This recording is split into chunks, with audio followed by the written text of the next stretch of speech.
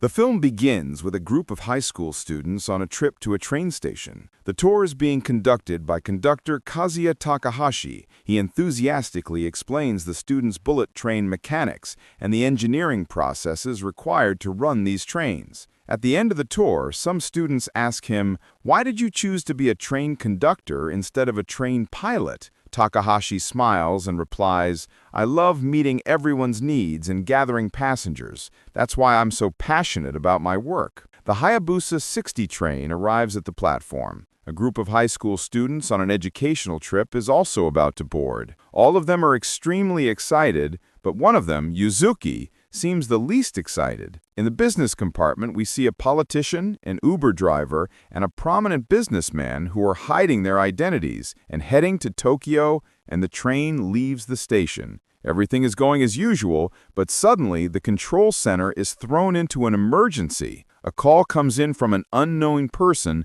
claiming that bombs are planted on the High 60 train, the Daikaichi train. The man had stated that the bombs would explode if the train's speed dropped below 100 kilometers per hour. At first, the threat was not taken seriously, but then, shortly after, the control center receives news that the cargo train had exploded, exactly as the man had explained. The explosion would occur if the speed decreased. The man calls again and explains that it was a demo to convince everyone. This threat shakes everyone. The terrorist's demands are also revealed. He wants 100 billion yuan deposited into his account. Only then will he defuse the bombs. But the government clearly states that they will not listen to this terrorist, as Japan's policy is to never negotiate with terrorists or meet their demands. As news spreads across the city and the country, widespread panic ensues, with the families of thousands of people traveling on the train deeply distressed.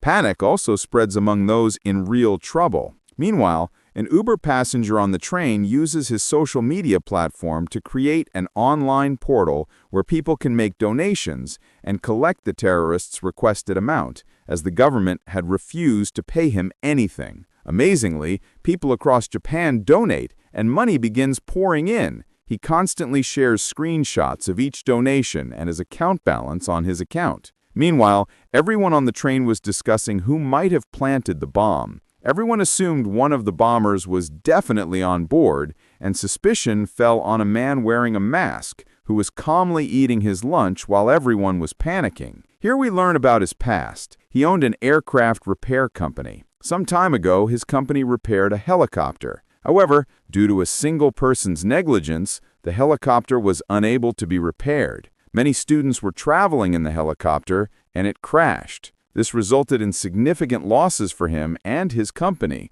and since then, people have grown to hate him. When people recognize him, they become even angrier. Gatu, already troubled, falls into depression. However, a politician sitting next to him, who is also embroiled in numerous scandals, offers him support, saves his life, and tells him that scandals are eventually forgotten. In all this panic, a girl arrives, Yuzuki, the same student who seemed so strange from the beginning of the movie. It turns out the one planting the bombs was none other than Yuzuki herself. Yes, a schoolgirl had planned such a big scheme, and that too just to take revenge on her father. Yuzuki's father was a retired police officer and an abusive father, meaning he did not treat Yuzuki well. He had habits like beating her and abusing her. He tortured her a lot and even taunted her for being a girl. After Yuzuki's mother's death, she became completely alone. She hated when her father told her stories of his false bravery. She knew that her father had acquired a false hero image. It was after the 1975 train bombings. A similar case of a bullet train explosion had come to light in 1975. Many people were killed on that train, and when the police tracked down the perpetrator, he blew himself up.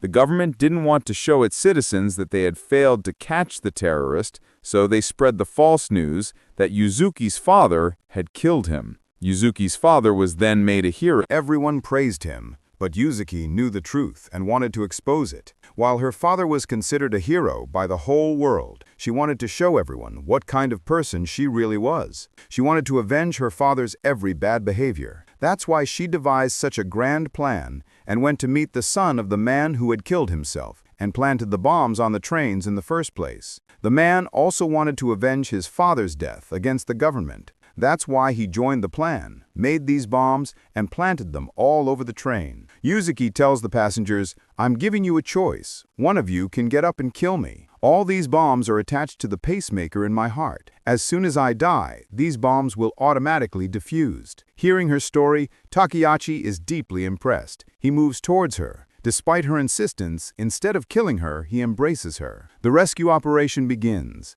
The authorities decide to first shift the passengers to the compartment that doesn't have a bomb. After enough people have entered that compartment, it is detached from the moving train. But many lives are still in danger. To save everyone else, a man in the control room hatches a plan. They will run a new train parallel to the Hayabusa 60 train, transferring people from the Hayabusa 60 to another train. A new train, the Hayabusa 63, approaches. Both trains maintain the same speed. A bridge is built between them, and passengers, one by one, trembling with trembling steps, transferred to the other train. But 9 passengers were still trapped inside the train. The train was moving at lightning speed toward Tokyo, and Tokyo Station was closed that day due to construction. Time was running short. If the train had slowed down, they would have died. If they had stopped at Tokyo Station, even more people would have died, and the entire Tokyo Station would have been destroyed. To make matters even worse, another train was also approaching. Kasaki, who had planned to save so many people, realizes that not only the people on the Hayabusa 60 train,